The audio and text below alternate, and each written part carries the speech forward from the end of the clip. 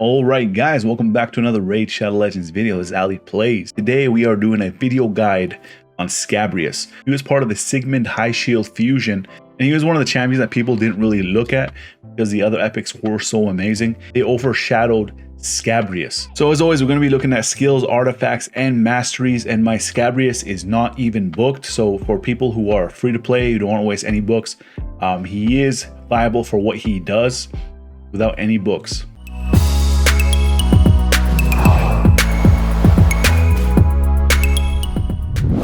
Alright, so here's Fane's brother, Scabrius. I actually don't even know if it's his brother or not. I'm just making assumptions here. Alright, so Scabrius, he's a very interesting champion. When I first saw him, I thought he would be a definite champion for Clan Boss when I first saw him. But he's not really. He's underwhelming in Clan Boss. So just to warn you guys, straight off the bat, he is underwhelming in Clan Boss. He is like mediocre or less than mediocre. There are way better champions than him. An example would be a Cult Brawler, way better poisoner. If you look at his A1 ability, it's only a single hit. That's the problem with it. And then he has a 50% chance of placing poison. If you book it, if you max him out, it only does 70% chance of placing the poison. So it is unreliable for his poison. So he's not really a primary poisoner. So you do have to have other poisoners. And at that point, I'm thinking, what's the point, right? But you can just use him as a damage dealer. Gnawing Horde. Look at this ability. Attacks all enemies, has a 75% chance of placing leech. If you book this out, if you book it out, it's going to be 100% chance. I do have the mastery that increases this by, I believe, 5%. There's going to be 80% chance of placing leech. And just live with that. That's what I'm doing. Vicious Spite. This ability actually has a 6 times multiplier, so it is his strongest ability, but it's a single target ability. He has a 75% chance of placing Weaken for 2 turns. And if I use the mastery, it's going to be 80%, but if you want to run books, it can be 100% chance of doing so. But again, I would advise not using books on Scabrius. And he also places increased attack when he actually lands a weaken, so that is very good. And most likely, you probably will have increased attack on him from other champions. This is what makes him interesting right here. Damage increases by 20% when attacking enemies under poison debuffs. Poison. And he actually does need it, because otherwise, his damage is very low. So he does need this passive ability right here. So that's one reason why I recommend bringing a poisoner in with him. And you're going to be seeing that in the gameplay I'm going to be showing. All right, so for artifacts, I do run him with a perception set. So 2 perception sets, you guys can see here. They allow him to have lost 80 more accuracy and 10% more speed. So I do want him to be fast. I do want him to be accurate. I want his crit rate to be high. I want him to have high crit damage, high attack. So those are substats that you need. You guys can see my total stats. 3,591 attack, 198 speed, 88% critical rate. Obviously, 100% is better. 210% critical damage, 300 accuracy. You guys can take a look at my artifacts right here. I'm going to go over them real quick. You guys can pause the video if you want to take a closer look. So you want the crit damage primary on the gauntlet, attack percentage primary on the chest plate, speed boots primary, attack primary on the accessory ring, on the amulet you want the crit damage primary, and the banner you want the accuracy. And those are his artifacts. If you're having trouble getting him to 100% crit rate, if you're earlier to mid game, you can actually run with crit rate primary on the gauntlet. Otherwise, you can get them through substats. All right, so here are the masteries that might be in the way. We do have methodical and kill streak all the way down through the offensive route, and we do have War Master, which will help out a lot in dungeons as well as faction wars. We went through the support route. We did get Cycle of Magic. I was considering running him in Clan Boss, but since he is mediocre, I should probably switch this to Lore of Steel, but we're going to keep it like that for now. Cycle of Magic doesn't really do much for him. And we do have Sniper, as I said, increases the chance of placing any debuff from skills or artifacts by 5%. I do highly recommend getting this, especially if you're not using books on him. But if you are, actually still get it, even if you are using books, because his poison on his A1 is not reliable. It's still 70% chance when fully booked, so you can get that 75%. But yeah, don't use books, guys. All right, so for Arena, I do not run him Arena. I can see some people building with a Savage set and trying to use him as a nuker, but there are way better options, especially since you require a lot of setup. You need to get the poisons up on the enemies to get that 20% boost before you can start doing the damage. All right, so for Faction Wars, he was amazing. He got me Lydia, so I do have Lydia now. He was one of the reasons why I got it. He did help a lot with the damage as well as the passive healing. And you guys can see the screenshot right here.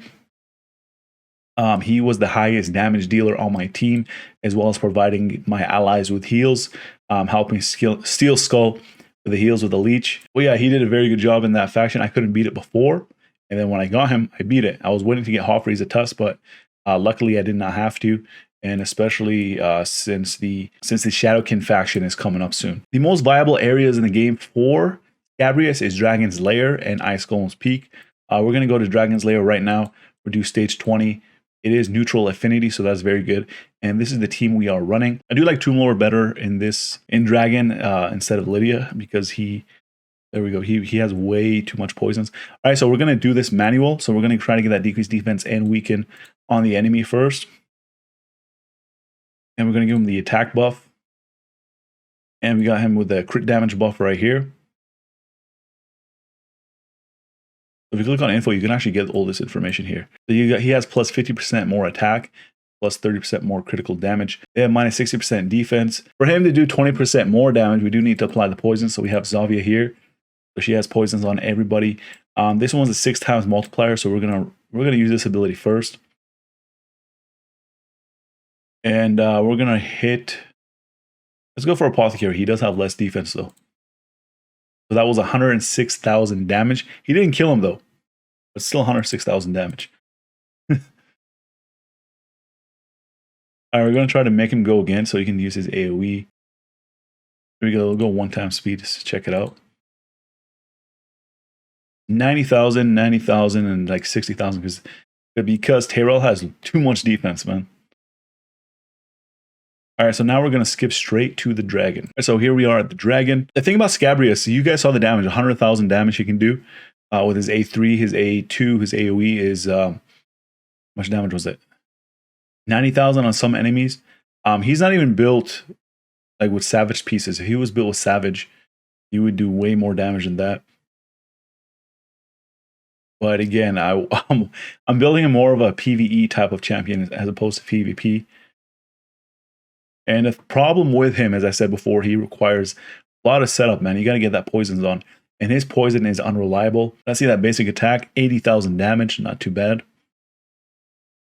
We had decreased defense and weaken, right? No, weaken, never. Yeah, weaken's there. Weaken kind of looks like poison. All right, so he did 1 million damage. Zavia did 2 million damage. So he is pretty close to her, I guess. He's doubled him. Yeah, but still, oh, crit damage primary. Honestly, I'm not going to keep this because he's not a 6-star, man. All right, another area I like him in is Ice Golem's Peak. Stage 20, he does have affinity advantage here. So this is the team we are running. We'll do the first wave, and then we'll go straight to the Ice Golem. He's going to use his AoE first, right? Let's see. Oh, that damage was abysmal, man. That was some pretty bad damage, Scabrius.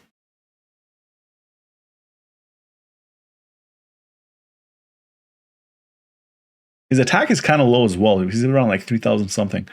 If we can bump that up, he would do more damage. You gotta get some poisons up before he can do damage, man. Zavia's AoE is not ready.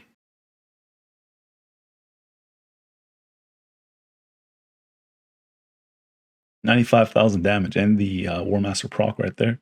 98,000 damage on the AoE. We got we didn't get Leech up yet. 72,000 Frigid Vengeance. Oh. Nice Lydia. Yo, Lydia's gonna make this way easier, man. The block revive? Not block revive, she like stops them from reviving. Alright, here we go. So yo, Scabrius did the most damage on the team. 1.4 million. It's actually good because Zavia usually does crazy amounts of damage on this. Alright, for Spider and Fire Knight. Fire Knight, I do think that he is I mean, if you don't have anybody else, I guess you can use him.